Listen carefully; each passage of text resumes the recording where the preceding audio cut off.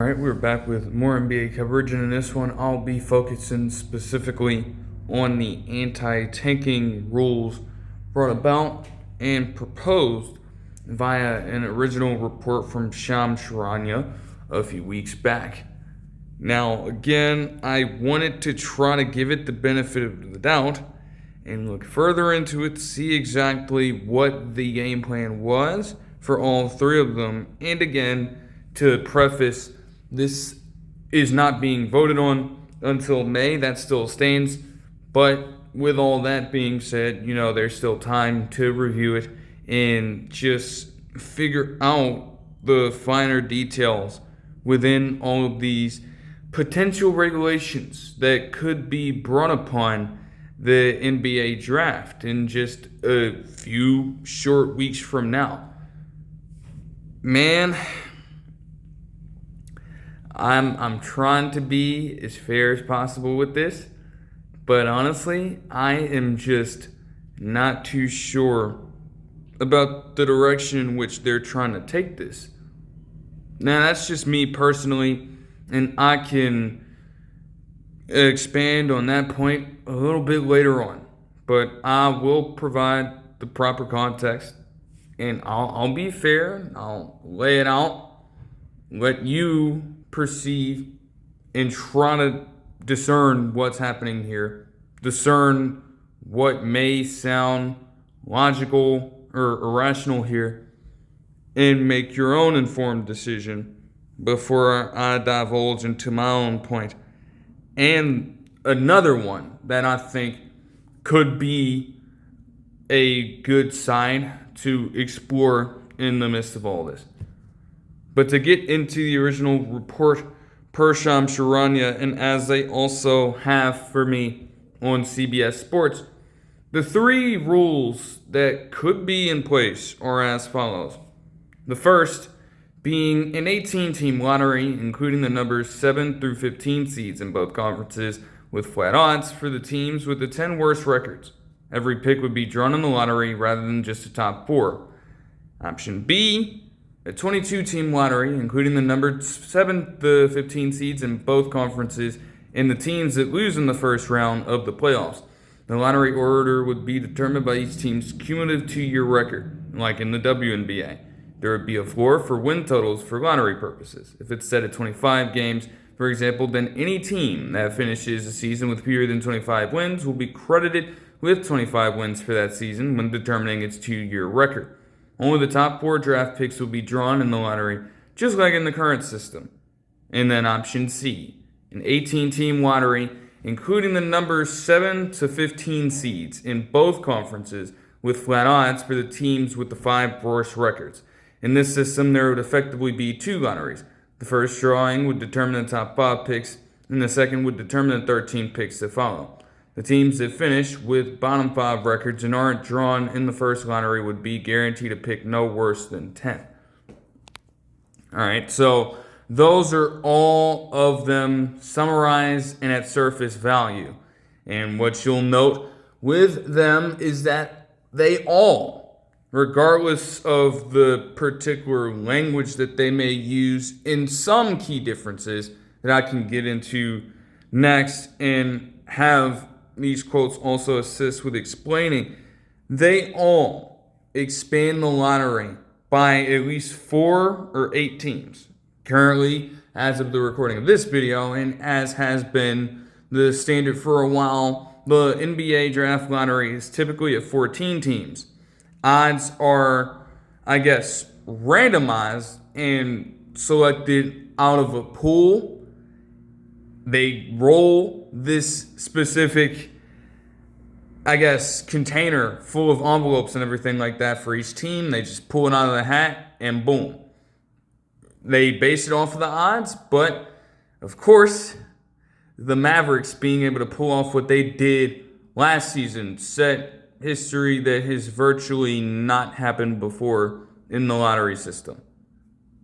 Typically, though, they try as much as they can to line it up with the odds-making system. Now, it's not always going to be a perfect ratio in that regard. teams are still going to have their own chances to creep into the number one pick, and then so on and so forth. And then at other times as well, when you see in the lottery, you note that anytime you get a specific trade announced, they try to provide some context. In some cases, whether it be like via a trade or whether it be some kind of specific incentive or qualification related to the pick, another team would instantly be pushed up or further back out of the rankings. So, for example, with some of the like protected picks, you'll have another team slot all the way into the top 7 as a result of a completely different team holding a lower pick in the lottery due to possibly a trade or another triggering mechanism that became a part of it throughout the course of the previous NBA season. So there are a lot of different webs to unravel in the midst of all that. But if these were to pass, that process would add at least 4 or 8 more teams to the mix. So we'll get into the specifics because, again, I just want to give it its fair share. All right, I just got to try to do that. So per ESPN, they kind of go in depth a little bit. And after explaining what the first proposal was going to be per Shams Charania, they then have this quote here stating the bottom 10 teams will all have an equal 8% chance of moving up in the lottery, with the remaining 20% of the odds being split among the 8 play-in teams in descending order from 11th through 18th. All 18 spots will be drawn as part of the lottery in that format. End quote.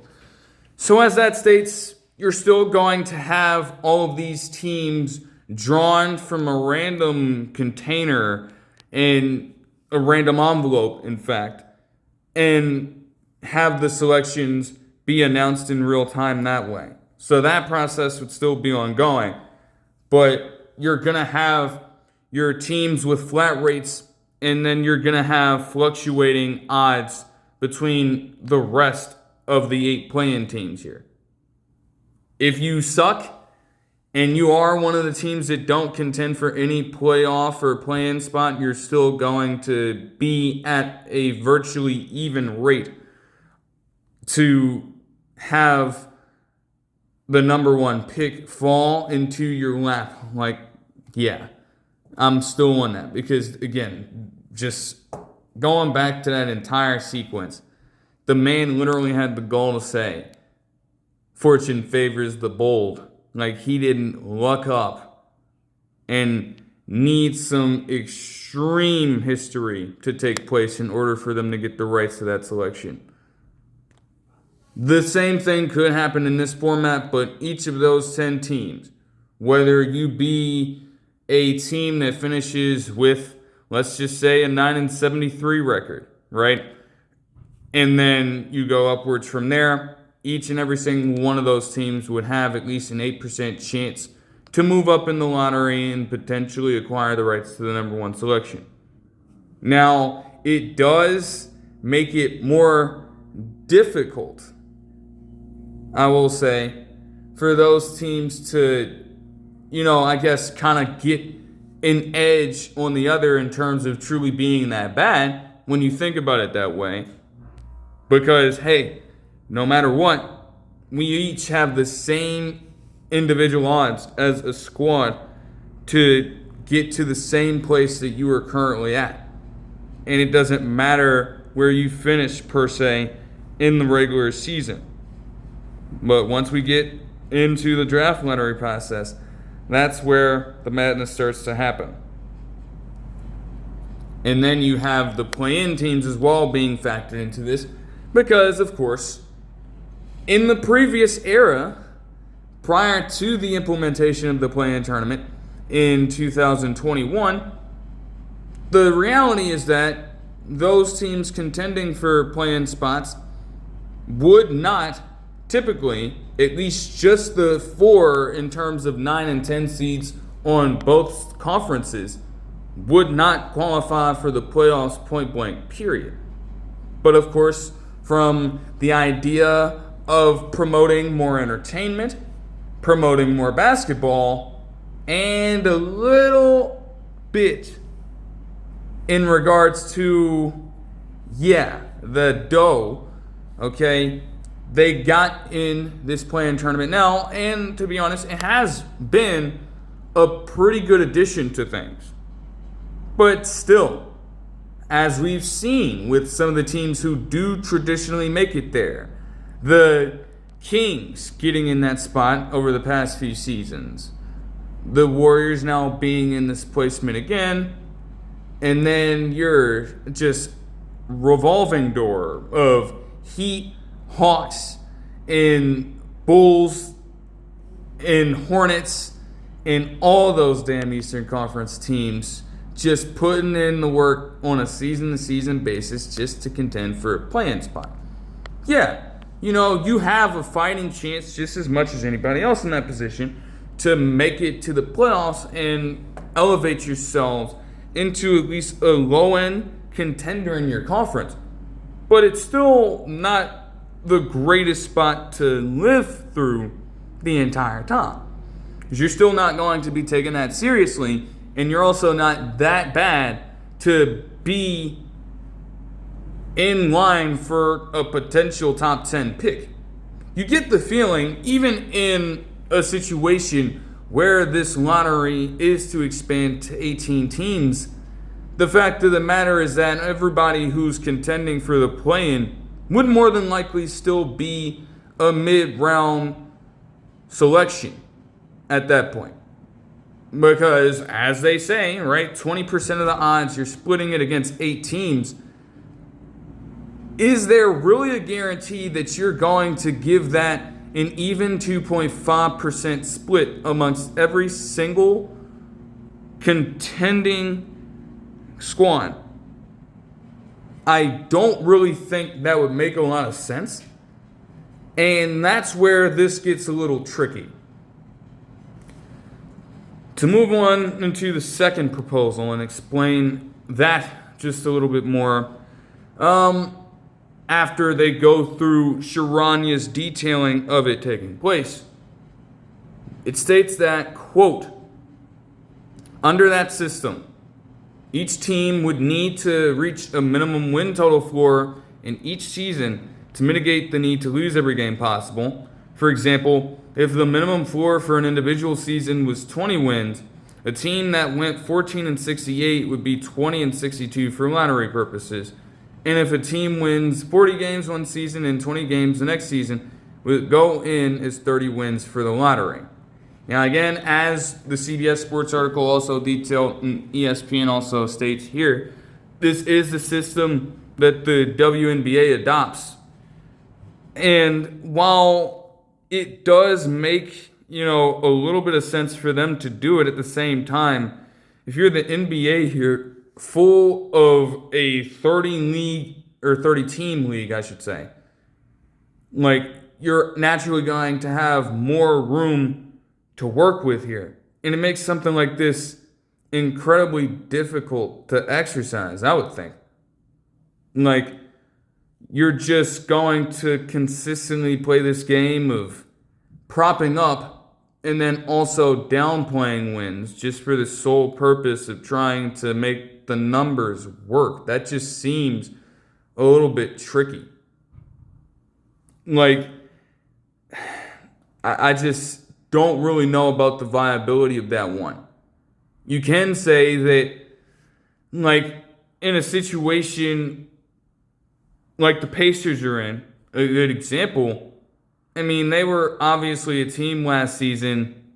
You go on a very weird roller coaster, especially after the All-Star break, but you get it together, you put together a solid regular season, and then you have this great playoff run, leading you all the way to Game 7 of the NBA Finals. So you can imagine in that situation, hey, you're riding high, you've locked down some of your core players to this point, and you are losing a few guys in the offseason. But hey, you're coming off of a really good year. Of course, when Tyrese Halliburton gets injured in that game and then is out for the rest of that series for the regular season, the entire flow of this upcoming year was set in stone right then and right there. Now, again, you can't control a devastating injury like that taking place. But of course, as a result of all that, and just having all of these different roster combinations take place, Pacers currently sit at 18-60 as a recording of this video. They're the 14th seed in the Eastern Conference. And by record, they are the second worst team in the NBA entirely, behind only the Wizards, because of course. And it's not to say that the Pacers haven't been competitive for the majority of the season, although we'll get to that point in just a second also about some questions surrounding that overall. But in their case, they would be one of these teams who would have a pretty good amount of wins if it's being divided amongst their total output over just the last two seasons. And again, to, kind of try to balance that out a little bit, it's like, yes, you don't want to keep rewarding these teams who just go out there and outright tank. But at the same time, if you are setting the minimum floor amongst every single squad, naturally, someone who's finishing with a higher overall record, even if we're dealing with the lottery teams here, is still quite literally going to be screwed over if they haven't consistently been bad for a two-season stretch.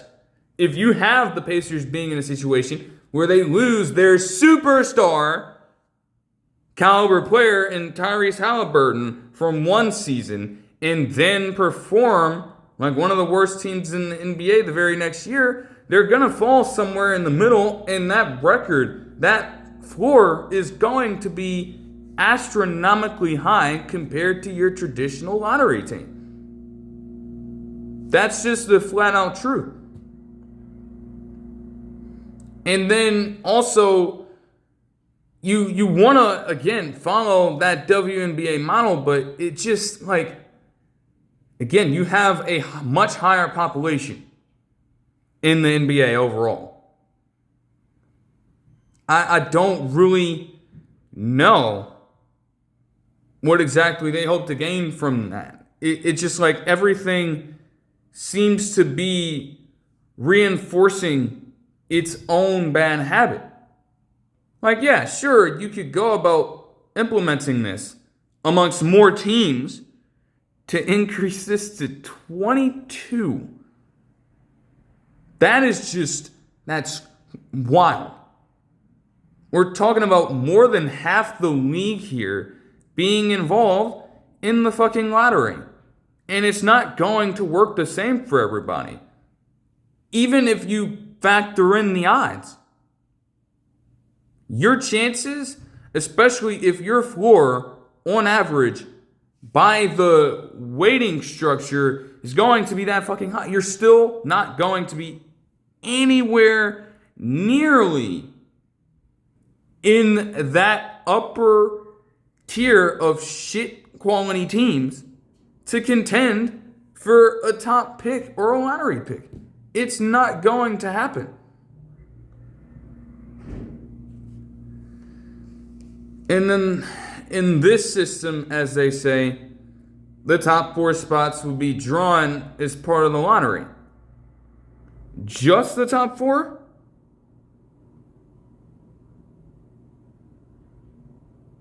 Just the top four. And then again, everything else is randomized, more likely than not. But again, you're just taking some of the suspense out of that. And you are actively, even if You want to encourage these teams to be more competitive and put out a consistently good product. On the court, you are also actively taking away the worth of the draft and the draft lottery in general. If you even think for a second about trying to get more than half of the fucking association involved in this lottery, that just takes away the entire purpose. But I digress. Getting into the third proposal.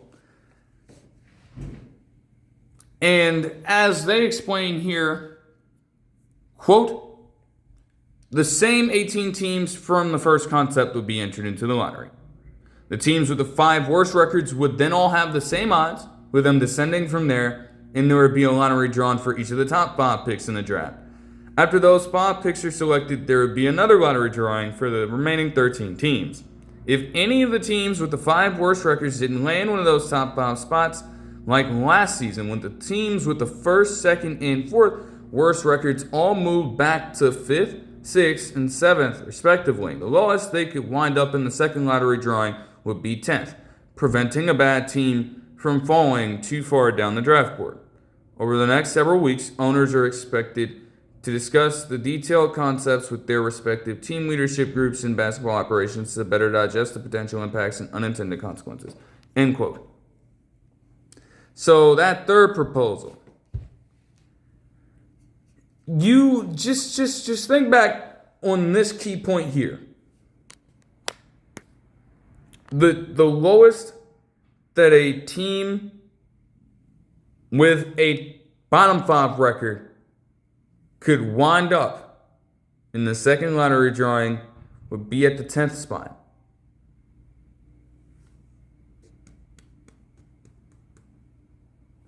You're just overcomplicating this one. You're telling me that again, as I say already earlier in the video, with some of the projections, some of the triggers that these picks set off in subsequent moves and selections in a draft lottery, like the NBA will typically have happen, and hell, we'll probably see it again when they have the show just focusing on the lottery right before the draft itself. But you are essentially trying to do double the work for the same result. And I really don't know why you'd put yourself in that situation if you're the league. That is generally how these lotteries end up working. And while, yeah, you are not trying to have a situation where you're such a bad team and you don't have that kind of draft capital to rely upon, and unfortunately miss out on a good prospect. At the same time, you're still trying to reward them in this way and still grant them a top 10 selection.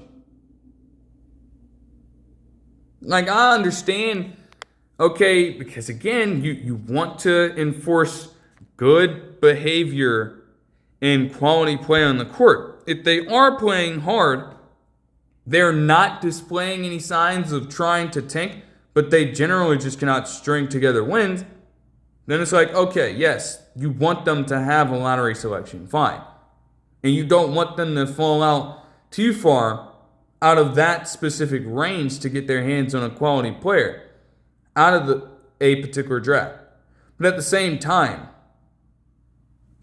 there's going to be a bit of a mixture there and a bit of overlap.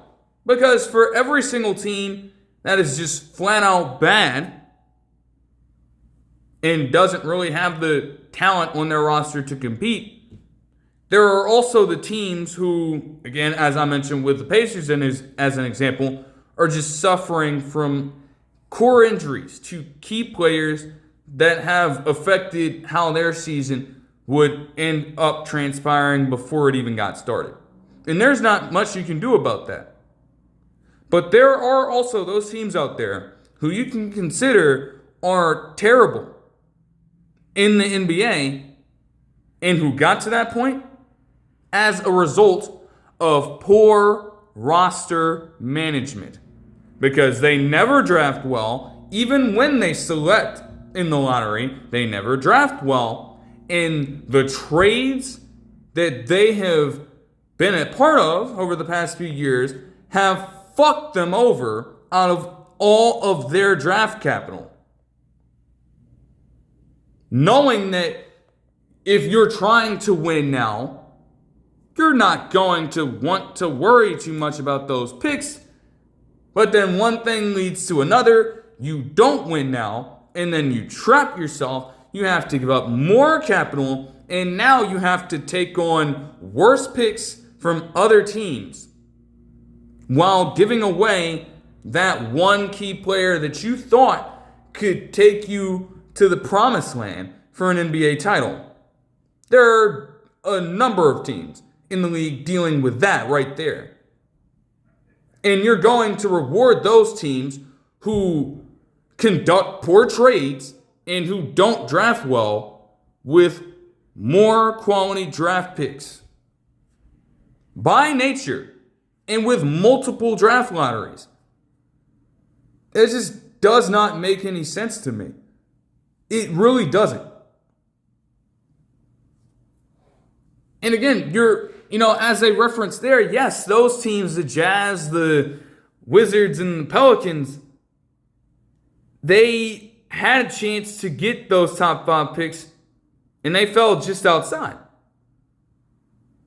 And just because of that, we're setting the baseline to 10? It's like, what gives at that point?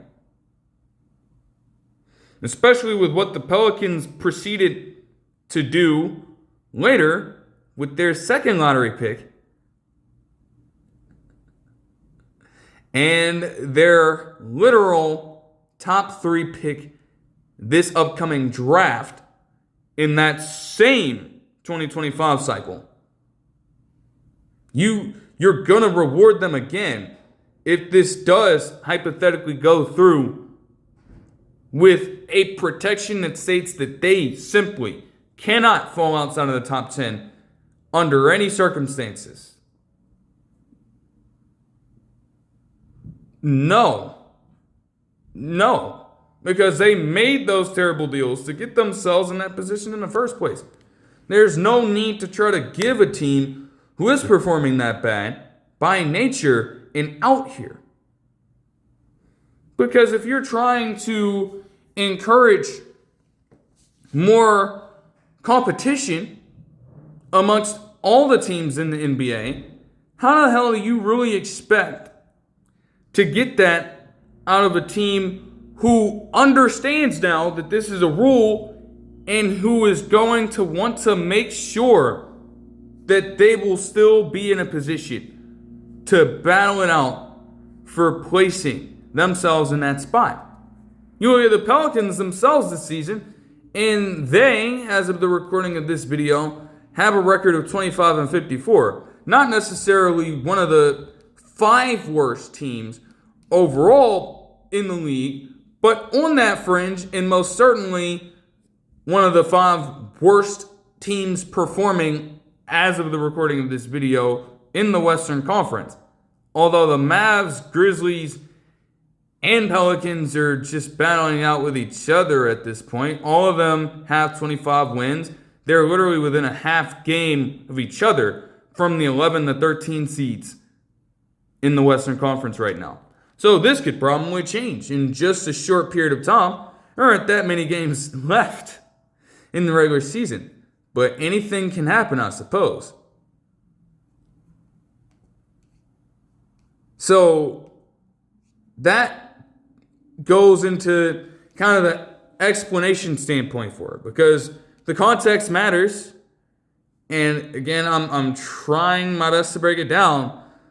I'm trying to be as fair as possible about it, because those are the genuine pieces of information in the details that they elected to spill out alongside this particular release. A little while ago, this report came out March 27th, as they say. Want to be fair about it. And I'm doing my best.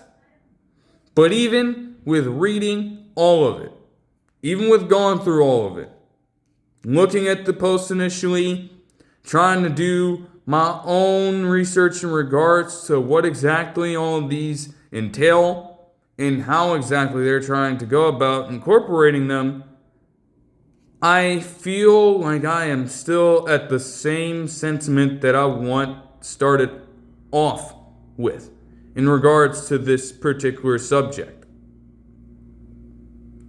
So, like I said then in a way, and like I'm going to say now, this is some of the dumbest shit I've ever seen. These are some of the dumbest rules and regulations I've ever seen in my fucking life. And it all goes back to some of the same points that I was bringing up, even in trying to provide y'all with all the context here. 18 teams, 22 teams. More than half the fucking league, and damn near fucking 4/5 of the league in that second rule all have to be a part of a lottery just to protect the integrity of the game. Like, yes, you don't want teams just actively trying to purposefully be bad. I get it. And the noise has gotten loud. I understand. But, like, come the fuck on. What makes you think that's going to solve the problem of having more teams in the lottery overall? You want to know what that will literally spark up in every team's mind the second that is implemented. There's still a sweet spot that we can exploit, y'all. We still have a lane to be as bad as possible and guarantee ourselves a top 5, top 8, top 10 selection. So we're still going to perform way worse than everybody else. Those bottom 10 teams are going to be secured. And no, again, in their mind, they can think that they're not going to be guaranteed a top 5 and number 1 overall pick, but they're still not actively trying to go out there and win. So that culture is still going to be a part of some of these clubs. The idea of expanding it out into damn near the teeth of the league, like every team, again, who has draft capital in the first place and didn't just piss it all away because of horrible trades over the course of an offseason or off seasons past or at the trade deadline and didn't actively screw themselves over out of quality picks, are going to possess those middle of the road selections regardless. You don't need 2 lottery systems in some of these proposals just to determine that. Why add or even bother to take away more suspense from the matter when you know that is exactly what is going to happen? Even if the odds, especially with the 20% across the 8 remaining teams being explained in the first option, and how those numbers could have decreasing odds from that range and onward to the number 18 pick. Brother, you are still not going to get your hands on a respectable selection in that situation. And Although, the Mavericks proved that the shit isn't impossible, I suppose, right? The fact of the matter is that a team who still finishes with the lowest odds is more than likely going to hold that final spot in the lottery. More than likely. And naturally, at that pick, of course, you can always find your diamonds in the rough. In those later picks, in the second round, in undrafted free agency, and even just, having them on a G League roster potentially elevate from time to time, but those are rare as it is. Your best bet is to get your hands on a top 10, top 5, top 3, and number 1 overall pick in order to truly move the needle for your team from the drafting standpoint. That is the only way, it seems, to really accomplish the job there. And if you fall short of that, no matter what, it really doesn't do much of anything for you. So again, all those teams are still going to battle it out, knowing that there is still a protection, still a gap to exploit here. You have actively left that road open. And now you're just trying to seal it up. It doesn't make any sense. And again, to rehash this point, it's like, dog, do you know how many teams across the years have been involved in these kinds of schemes? Like, it naturally happens. Naturally does. But of course, with some of the, different circumstances to arise as of late, I suppose now, hearing all of it, they wanted to try to be proactive about it. As the Sports Illustrated article that came out on March 27th as well states, quote, tanking has been a huge talking point this NBA season. It's not a new talking point, to be sure. Intentionally losing for the purposes of securing a high draft pick is one of the loudest annual complaints around the modern NBA. But the issue apparently hit critical mass this season for Commissioner Adam Silver and the league's governors. Just as recently as last year, there were 6 teams who went to egregious lengths to lose for a shot at Cooper Flagg. Only 2 more losing teams doesn't seem like a lot on paper. The fact that the NBA's decision makers are suddenly in a tizzy gives the impression the above proposals are an overreaction to an extreme circumstance. Much like how the NBA suddenly decided to vocalize their previously unknown aversion to the 65 games played rule after Cade Cunningham's extremely bad stroke of injury luck. The perception of the tanking issue has never been worse, and thus the NBA feels driven to address it. End quote. Perception is key, damn it. Perception.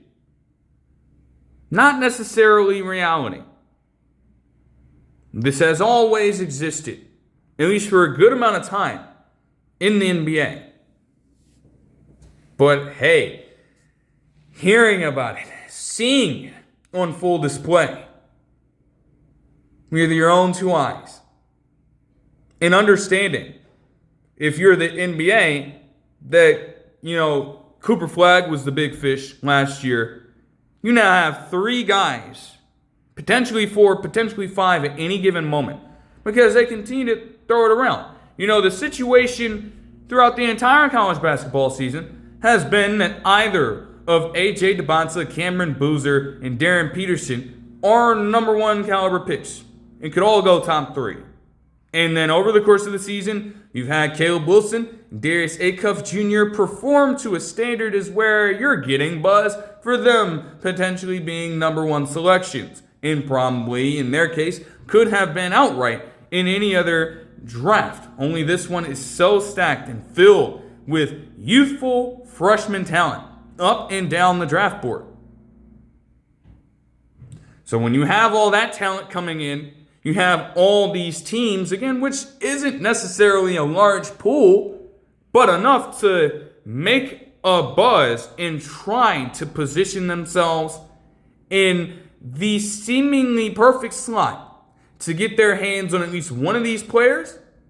Now everybody's losing their fucking minds. More people are calling it out. More people are not taking a liking to what's happening here. And this is when they decide to blow the whistle on it.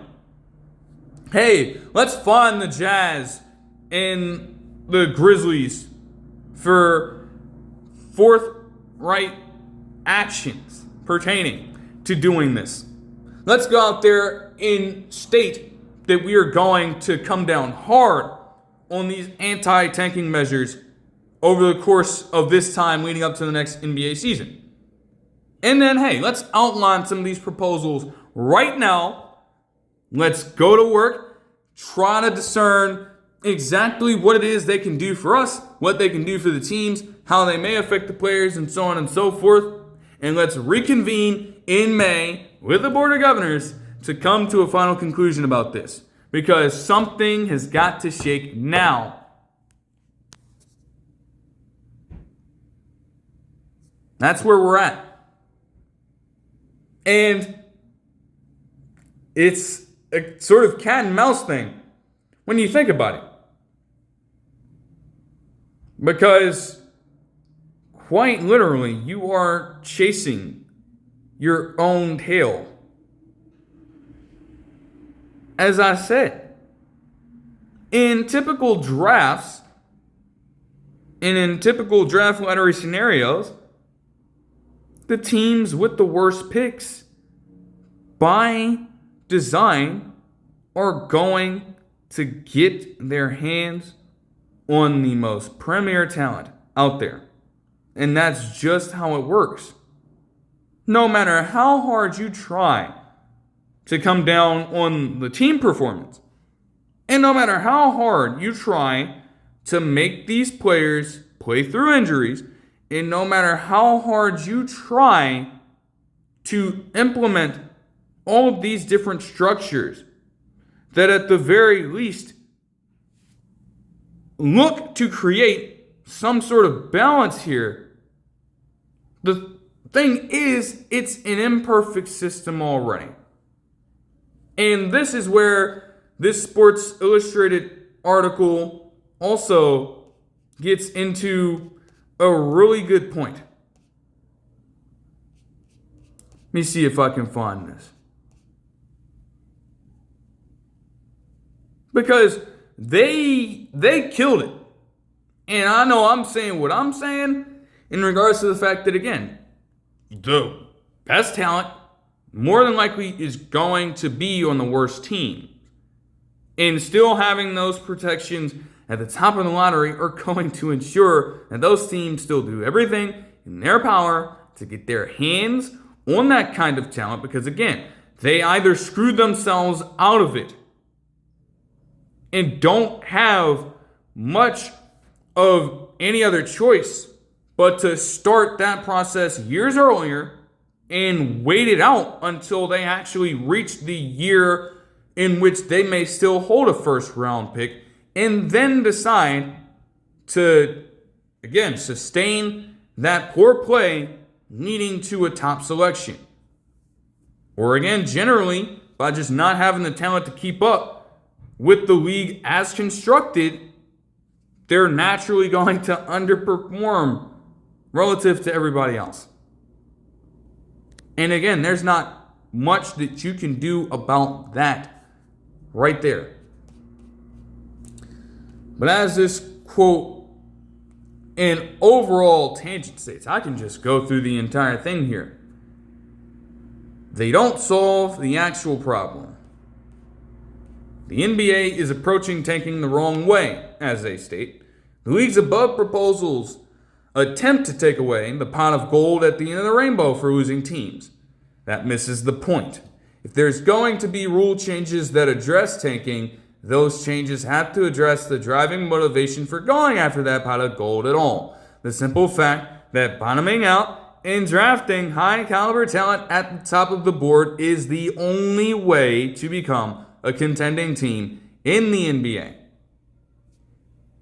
As they state, this is not the NFL where the variability of a 17-game season means it's always worth trying to put a competitive team on the field. Nor is it MLB, where the weighted talent of a given roster will almost always win the day over a singular superstar.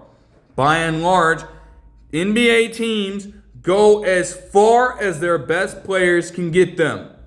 In order to get those players, they have to draft them. And 99% of the time, they have to draft them high in the lottery. No other avenues exist to acquiring elite talent in modern basketball. There are exceptions to every rule. The Lakers won a championship in 2020 by signing LeBron James in free agency and trading for Anthony Davis. The Nuggets drafted a 3-time MVP in the second round. But those are exceptions for a reason. No team can plan on strokes of luck like that. The NBA cannot and should not try to change the fact that this is a superstar-driven league, and the teams with the best players win championships. That's a reality of sports at large. But the way the current system works, teams without one of those superstars have to be bad and very lucky in order to get one. The above proposals are all different in their specifics, but the one trait they share is that it makes it harder for bad teams to get lucky. That might lead to teams only losing 50 games instead of 60, but it wouldn't alleviate the self-perpetuating cycle of very bad teams where they aren't talented enough to win, don't get a high enough pick to land franchise-changing talent due to how the lottery odds currently work. It's not an easy problem to solve. Eliminating the draft entirely is a popular alternative that would completely change the foundation of the league and its labor practices. Limiting how often teams can land a pick at the top of the lottery is another that comes with its own complications. But this round of proposed rule changes wouldn't do anything to address the systemic problem at the core of the modern NBA. There are no avenues to contention outside of the flawed system the league itself put in place. End quote. Like I said, they killed it. They could not have stated that shit any fucking better. That's the point. Right there. In essence. You're only going to get that top end talent by underperforming, by being bad, and by sometimes trying to play against the grain that is set. Now again, when you look specifically at that 20% rule and then 80% flat across the top 10 teams in the lottery, again, as they state within that quote, it's going to be harder for you to really move the needle all that much when each and every single one of those top 10 teams have an 8% rate sharp to move through the draft lottery. It's going to naturally be difficult to get the upper hand on someone. But they're still, again, going to be terrible enough to warrant and trigger that bottom 10 finish because they do not have that quality of player on their roster. Or maybe they have it and they aren't playing. Or maybe they had it and again, as a result of a failed tenure, of a failed regime, had to move on from said player. Like I'm saying as well and have been saying for the past few weeks, look at the Kings right now and understand how bad they've been as a team who, as of the recording of this video, is the 14th worst team in the Western Conference. They have the same 21-58 record as the Jazz do, who are also down Lauri Markkanen and Keontae George, but did recently trade for Jaren Jackson Jr., who they also shut down at some point because he's not been playing over the past few games. But the Kings, you look at their scenario, again, Bulls West has failed them. Zach LaVine, DeMar DeRozan, and Domantas Sabonis, that trio, that core is done because they've stagnated over the past few years. Now, more than likely, if the existing rules stay in place, they're more than likely going to have themselves a top 10 lottery pick. As it is. And while it's going to be harder for them to get lucky, at the same time, it changes nothing for them. It literally does nothing. Why do you even need to put it in writing? Because their finish would still put them in a situation where, if you look at it, I doubt they're literally going to be, at the very least, if the odds go a certain way, a top 5 to 8 lottery pick selection. The very least. You are what you are at that point.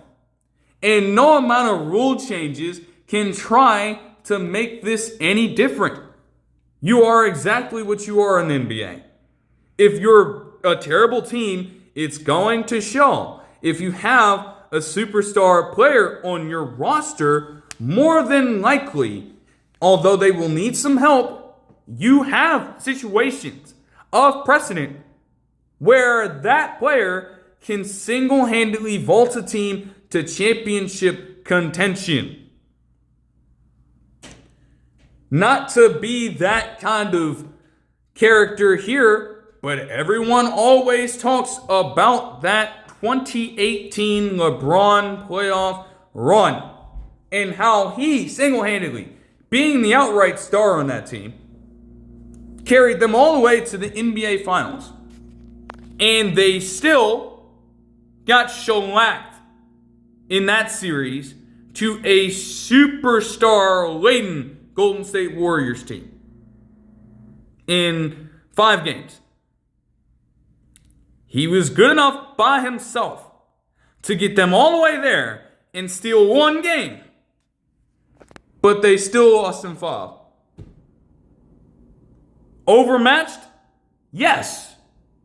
And in a way, even though you always have these conversations over the past few years about more parity being established in the NBA and about how the era of teams with trios have failed, especially when you look at the failed big three of Harden, Durant, and Kyrie in Brooklyn. When you look at the failed big three of AD, LeBron, and Russell Westbrook in LA.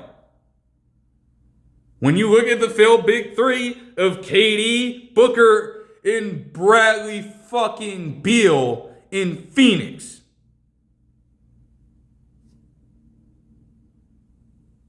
But for the most part, even with that era being over, in terms of having 3 superstar caliber players on your roster, more than likely, if you have that talent and if you give yourself a chance to have the best player on the floor and build out some solid depth around your team, you are more than likely going to overperform and exceed your expectations and become a championship contender like that. That is how it is. That's how it is.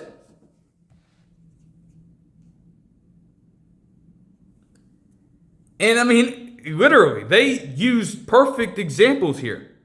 You could probably also find something in the AHL, but the reality is that, again, in the NFL, you're working with a more balanced roster. You have 53 people to account for. You have some practice squad players, and you have a far shorter season. In the MLB, you have an entire farm system to play around with, and you can demote and call up players whenever you want. Now, maybe at your own disclosure, at your own discretion, of course, because if you have someone that is that great in your farm system, you don't want them to completely waste away forever, and you don't want another team to get their rights, especially when you factor in how some of this stuff with arbitration clauses may work in the MLB, but I digress. Rarely are you going to see teams just find, again, this diamond in the rough and have them truly succeed. Yes, the Lakers benefited off of it, and the Nuggets. they are still benefiting off of this. But it doesn't always happen. And I mean, hell, to even take it to this point, the Thunder, even if people want to hate on them, first of all, you have to blame the Clippers for. You have to blame the Clippers for engaging in such a horrible trade because, again, you wanted to appease Kawhi Leonard at that point in the summer. You wanted to go get him a co-star, and you picked up Paul George. You trade away Shai Gilgeous-Alexander. And again, that can be another way in some cases for a team who might not be one of the best in the league to usher themselves into that territory. However, even when looking in that situation, it took time. It took time for Shai Gilgeous-Alexander to become the player that he did because he was a raw prospect coming out of the draft. And especially, as I've said as well, with his lanky frame, he has done great in not being able, from that time to really use his frame as much as possible. Over the years, he's been able to fill out his body more. He's been able to learn the nuances of scoring and at an efficient pace. And he's now taken that out of the park at this point. Become one of the best players in the league. Yet still, even as this progression was happening, the Thunder were still not necessarily contenders. They were still not really that good as a team. And they still had to offload some of their other talent. The Chris Pauls, the Derek Favors of the world. They still had to let them go. And they, at those points, again, with Sam Presti, having to literally, decades prior, strip down the team bit by bit as that iteration of the Thunder were literally competing for the NBA Finals with the young trio of KD, Harden, and Westbrook. From then on, that was the chain reaction. And it took years, it took decades for them to finally get a point where they could re-up. And when it came down to it, the only reason, once again, why that team is in the position they are in now is because they had the shit ton of picks and they've drafted well. Cason Wallace has been a hit. Chet Holmgren has been a hit. Luguentz Dort, I believe, he was either undrafted or second round. He was a hit for what that team needed. Isaiah Hartenstein, they had to use that draft capital to pick him up in a trade.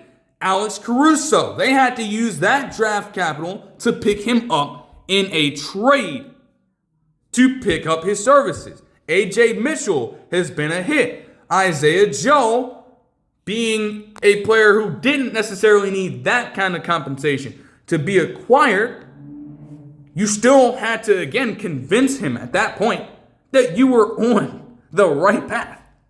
And he came along. Jared McCain, you needed to add in some draft capital.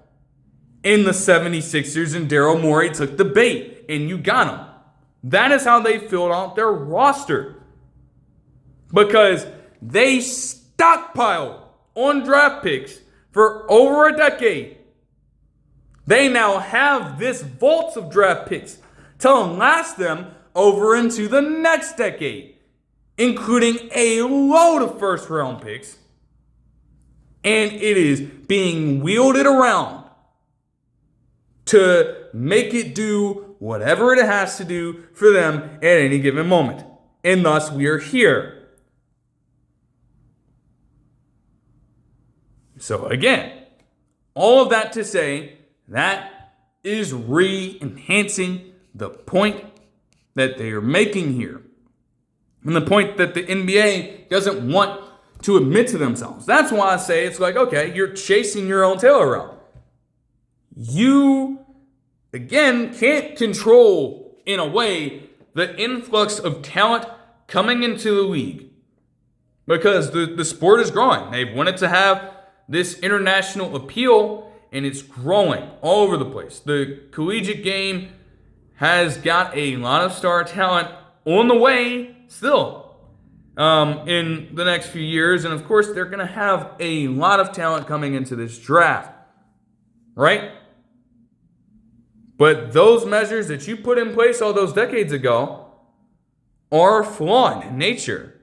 And so, of course, teams in this case are going to do everything in their power to exploit it. What did you think was going to happen? You thought they were just going to come across all these things, see this playing out, and not have a response to any of it to try to benefit themselves here and get on the right end and right side of history? What did you think was going to happen? I'm like, come on, bro. That doesn't make any sense to me. But man, I guess we will see what happens if they are really thinking about taking all of this seriously. It's just, again, even with them doing so, even if this gets passed, the bad teams are still going to vie for those top selections. Because in a way, for most teams, especially with the way in which some of these teams have had to field out some of the most unorthodox players out there. And again, players that most on a given night would not have any understanding of knowledge about, I should say, in regards to who these players might be. Those are the present situations they have. And the only way to continue to build towards having a favorable amount of attrition on their end and a good amount of quality depth is by drafting, by getting their hands on a talent, an undeniable talent at that, through the draft. That is it. But I'll move on from that now. And again, I screwed myself over a little bit. I literally was recording yesterday in regards to some of the other NBA action in late March, as well as a few different things around the NBA. And then I got so damn trigger happy, I deleted my own video. I have no way of retrieving it. So that is incredibly unfortunate. But what I will say from that, I guess, just to try to condense it as quickly as possible, because it's just like, that's just tough. There's not much I can do about it here, but to be very, very quick in that regard, I watched games from at least March 28th, so that Saturday, to at least April 1st. A good portion of these games, especially on the latter end, were blowouts. The Pistons boat raced the fucking Timberwolves and beat the shit out of them without Jalen Duren having to really go off all that much. The Warriors also found themselves in just absolute dogpiling territory themselves. Of course, you can't control your starters being out for that much time, although Stephen Curry did recently return in a game against the Rockets yesterday, which I'll probably expand upon in a few videos down the line when I get back to talking about the games in full. But they allowed the Nuggets to literally win the third quarter against them and then win the game outright with a red-hot Jokic doing what he does. And then for, the dagger to be driven in even further, of course, Wembanyama, after literally having a 41-16 game against the Bulls on that Monday, proceeds to go down to Golden State, where he has the most points per game against any Western Conference opponent at 27 and had himself 41 points and 18 rebounds. Didn't even have to play in the fourth quarter. Spurs got that one done handedly. On top of everything else, the Heat as well, they just put up some tremendous history against the Celtics put up tremendous history against Miami, a team that ironically wants to outpace other defenses on their end. Got 147 points hung on them, as the Celtics literally put up 80 points in the first half for the fifth time this season, which leads the NBA. Jaylen Brown literally popped off for a 40-point game, including 20 in the first quarter. And that's before you even get to the fact that Jason Tatum had himself a fucking triple-double in this game and became the third player all time in Celtics history alongside Dave Cowens with 2 games and Larry Bird with 8 games to post at least 25 points, 15 rebounds, and 10 assists in a game. Flat out, the Celtics team is dangerous. And the fact that people for any shred of time had this terrible-ass idea in their heads that having a player in Jason Tatum, who is literally one of the best in the NBA, return from an Achilles injury. And yes, again, there is some caution there because, again, he expedited the process at a rate that hasn't previously been seen before and at a rate that is still in the danger zone of re-aggravation. Fine. But y'all thought his return was going to fucking disrupt and destroy the chemistry that this team had? What the fuck did you think? What are y'all talking about? And for as much as Jason Tatum, even if we, in the moment, going through that 2024 NBA Finals series against the Mavericks, in that entire playoff run for Jason Tatum up to that point, even if his numbers by nature did not look like the most efficient, because that was the conversation at the time, and that is why, in a way, Jaylen Brown won the Finals MVP, despite how much crap you want to talk about it. The reality is that Jason Tatum, when he is all about winning in the first place, has shown that he can defer, and did.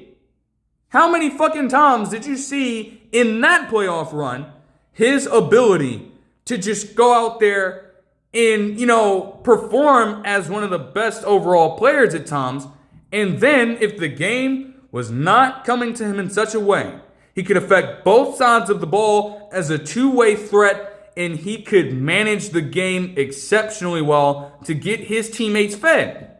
Multiple games where it's just 20, 10, and 5, or 15 plus, 9 plus, and 5. So this is something that he's been doing before, and you thought that now, even in a return that is late, he just would completely lose all ability to do that whatsoever. And you know what he's proceeded to do then? Near triple-double after near triple-double while averaging at least 22 points per game.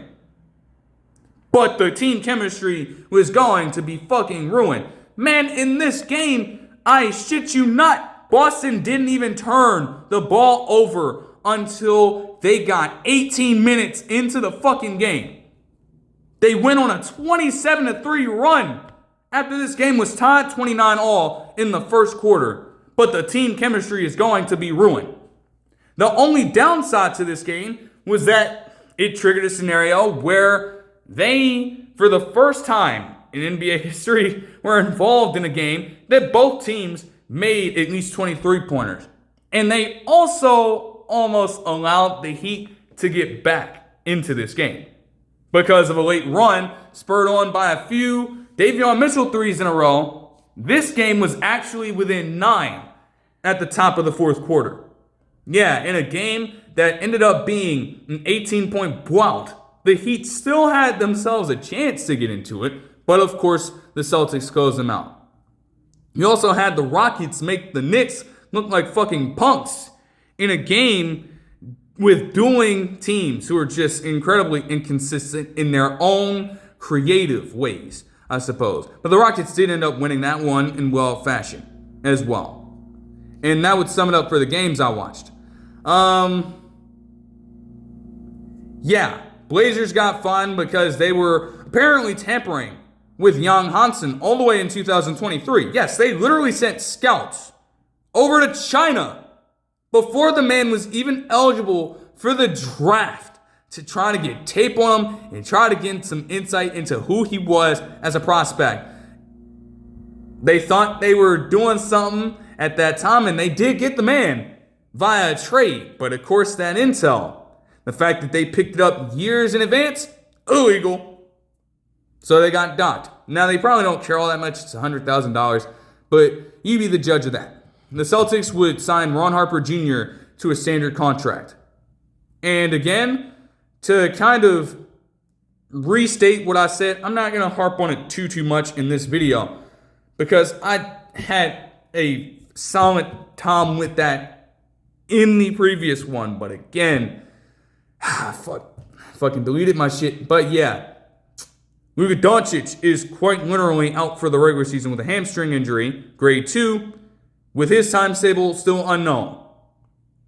And Austin Reeves is also out for the regular season for at least the next 4 to 6 weeks with a grade 2 left oblique muscle strain. It completely affects what the Lakers are trying to do entirely. Those are two of your better players, two players who, again, from the time that Luka Doncic got there, you understood that the next 10 years and then some of your team were going to be defined by him being the franchise guy outright. And one of the first things that came to their mind was that, hey, we can trade people and everything. Austin Reeves is staying no matter what. He is damn near as untouchable as it gets. And I know, again, the conversation was that if Luka Doncic could be traded in that context after literally just making the fucking finals the season prior, then nobody is safe in the NBA but Austin Reeves as a potential secondary piece in a building block to have right alongside him has been very valuable to this team. And you've seen that with how they've been able to play with each other when healthy. They have one of the better box plus minus pairings when they are together on the court, compared to the Doncic and James combination, compared to the James and Reeves combination, and compared to all three of them being on the court at the same time. But this Lakers team was turning it around. They had themselves in the right direction. They had DeAndre Ayton actually activating some hustle. They had LeBron actually slide down to that tertiary option and try to provide some energy for them in that fashion. And it had been working. They'd been surging over the past month. Luka Doncic had been on a fucking tear in the past month, averaging damn near 40 as a player who is going to finish with the scoring title at 33.7 points per game on very good efficiency, while also averaging at least 7 assists and 8 rebounds. So it definitely is something that hurts the Lakers in the long run. But I'm just going to run through this real quick again just to bring this point home. Okay? Luka Doncic, Austin Reeves, Cade Cunningham, Anthony Edwards, and other players who are potentially in danger right now. You want to know what they all have in common, even with them having great seasons themselves. Cunningham being able to lead the Pistons to the top seed in the Eastern Conference. Reeves having himself a hot start to the season, being derailed by injury.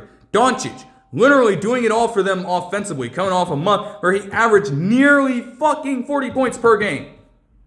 Had a multitude of triple-doubles in a row, was bankable for at least 30 points a night for that stretch of time. And then Anthony Edwards as well, having himself a great year. None of them are eligible for any awards races whatsoever. Most improved player, nada. All-NBA selections, nada. All-NBA defensive team selections, nada. MVP races, gone. It didn't happen. They won't even end the season as candidates in the running because they do not meet the 65-game requirement. Even if we want to bring up the argument for Doncic that a technical foul triggered an automatic suspension for a single game. The nigga just finished at 64 games played in the regular season. And you're telling me that one game will come down as the difference between a man averaging nearly a 34-point triple-double, not being rewarded for it in any way whatsoever on the record books at all, wiped clean, because he did not play one more fucking game.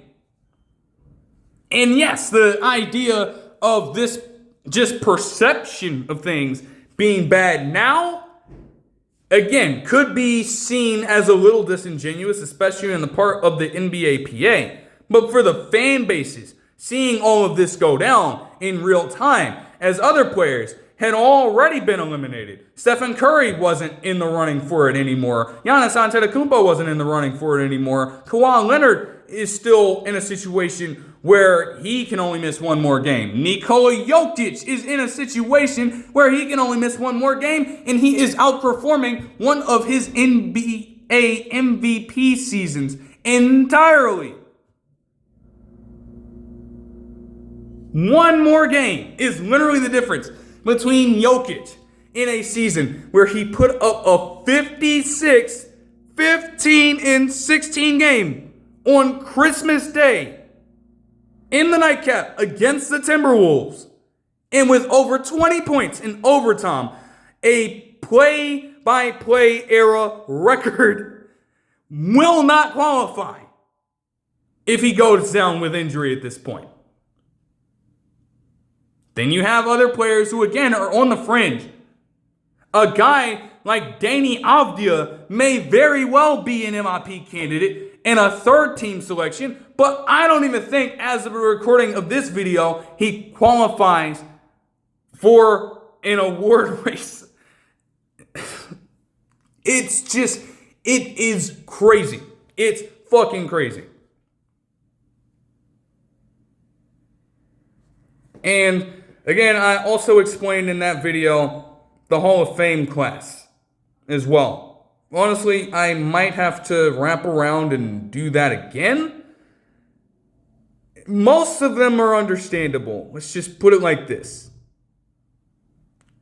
The only ones that I specifically have a problem with, or at least something to really question, is the inclusion of Doc Rivers there. But okay, he has over 1,000 wins, I'll concede that.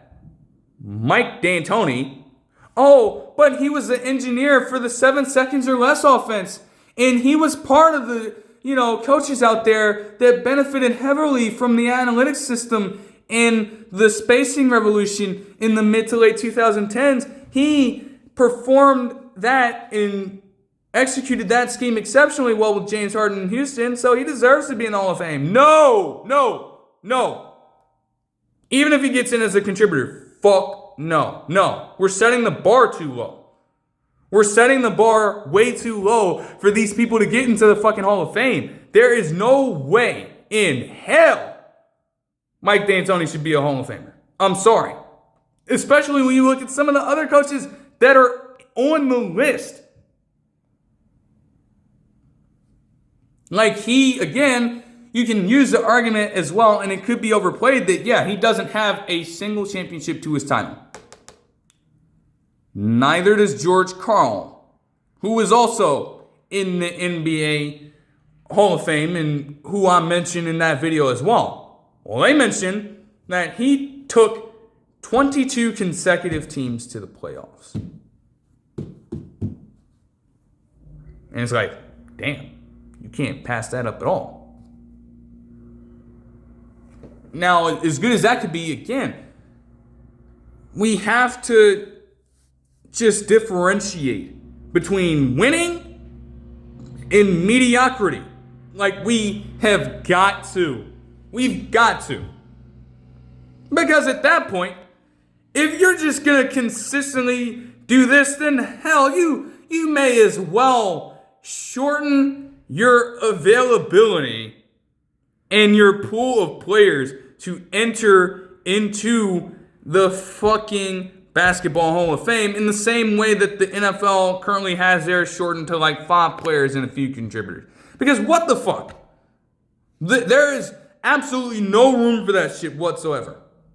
And maybe the Basketball Hall of Fame is something that I did not get into yesterday, but maybe that's something they should contemplate. Because you want to reward people who are legitimately great at what they did for the game. But my goodness, you're just opening the floodgates for a shit ton of underachievers that, again, for their time might have been good. But in terms of truly revolutionizing the game, in terms of truly making that impact and imprint on the sport, they didn't even come remotely close to doing it in their Hall of Famers.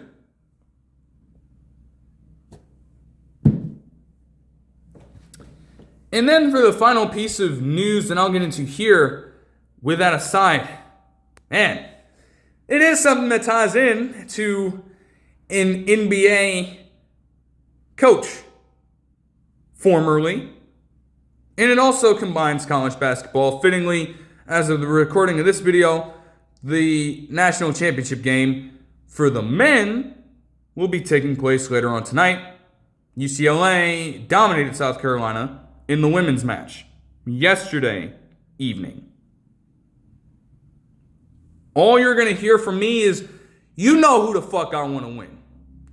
You know who the fuck I want to win this game between these two teams in this matchup tonight. And it's fucking UConn. I want it. I need it. I know they can do it because I'm getting sick and tired of this shit. They have to do it. For the sanity of most people, they have to do it. Because if I wake up tomorrow morning and I have to see all of this shit from that motherfucking team, bro, I'm telling you, I'm going to be out of it. I'm going to be out of it. But I digress. It's a fitting time to bring up this piece of news today with that taking place. Because honestly, even with the results of that game, this hire for North Carolina is very, very interesting. They earlier, after firing Hubert Davis after their first round loss to VCU last month in March Madness, they'd been on a coaching search for weeks up to this point, and you'd heard a lot of names floating around. Apparently, Dusty May, per a report from Thamel, was actually in the conversation, but of course, once he got fully prepared for the NCAA tournament, North Carolina had to back out of that search. Different people have been throwing around Nate Oates, and while that could be the case, nah. That didn't end up happening, materializing at all. He even had Stephen A. Smith say that Kenny Smith should... He had Stephen A. Smith say that Kenny Smith should be there. Okay? I guess. But in the end, the Tar Heels would do something a little more logical. Because in a year cycle where they already got Bill Belichick to take on a role as the head coach of their football team, they now have former Nuggets head coach Michael Malone as their newest hire for the UNC head coaching position. Now, I see this via Fox Sports first because they have a little headline on the notification that, okay, UNC has a new hire. So I click on it. I'm just trying to go through, I'm just trying to investigate because this had been a talking point for a while. So I was really curious to see who got the spot. And then I scrolled down, I see that they got Michael Malone to take on that role. And I'm like, Oh, shit. Oh, my goodness. They are not playing around. There are people who want to kind of get a feel for how he is as a recruiter, but as a coach, going from an X's and O standpoint, bruh, do you know, I don't think y'all realize just how good of a fucking hire for North Carolina this is. Especially if their idea is to have a bit more of a rugged defensive approach, like North Carolina basketball traditionally lives on. You're getting no shortage of that from Michael Malone. And yes, in Denver, it wasn't perfect because you don't have that kind of personnel. But in college, to have these younger guys come in and have that influence on them to build it from the ground up and reshape the culture of that team, oh, hell yeah. Like, Michael Malone is literally the right man for the job in that context. And I don't know how much better it could have really gotten for them. We were talking about a Michael Malone who won the 2023 NBA Finals with Denver and was, for a while, one of the better coaches in the NBA. Now, of course, the reason for his firing was, well, Jalen Pickett was Calvin Booth's favorite player on the team. And he wanted to see him play. He wanted to see his draft pick come to life out there and show the world what he's got. And Michael Malone was having none of it. He didn't want to play his trash ass at that time. He had a better roster of players to choose from out there. He riding on the bench for a little bit, but Calvin Booth wanted to intervene, and he was like, no, I want him playing on the court. And that little squabble led into something that completely derailed the, I guess, connection between the front office and Michael Malone. They had to intervene on this, and they could not come to an understanding to the point where eventually both they ass out. All right, Calvin Booth got fired as well as Michael Malone. And that component is something that, again, I just saw quickly, did not necessarily read it through, but I imagine that's what some people can have a question about, and that is something to question. Michael Malone, for as good as he is as a head coach, is going to come in as a bit of an older lad. That is obvious. The man, as of this time, is 54 years old, going on 55 on September 15th. So he's going to be, I guess, a little bit, slightly more modernized, especially compared to guys like Rick Pitino and John Calipari, but he's still going to be in that pool of just having this no-nonsense mentality as a coach. And Malone could have a number of options to approach. He could put his full trust in a general manager like they will have now in these collegiate settings with NIL being in place. And that's a whole different can of worms to try to open and confront in Michael Malone's spot that he'll have to really work around. Now, of course, it's not necessarily new for him. You are playing, or I guess on a roster where you have players in the NBA getting paid max extensions like it's nothing. So it's not like he's, been devoid of being around that kind of culture, but amongst college students, there could be an attitude check that will need to be had in place. And you want to know if Michael Malone is up to the job to do that. If you have to have him rely on a general manager, you want to know that there's going to be a compromise there, because you don't want this constant back and forth thing. But if you're Malone, you also have to look at it from the dynamic that, hey, why shouldn't I have more of a say in how this roster is constructed? I'm the coach. I'm going to be the face of the program. You already see how many news cycles have put up different things about me being a part of this program. And I understand the rich history that comes with being a North Carolina Tar Heel.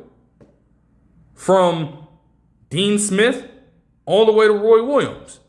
I get that. And I want that. I want to be that caliber of coach.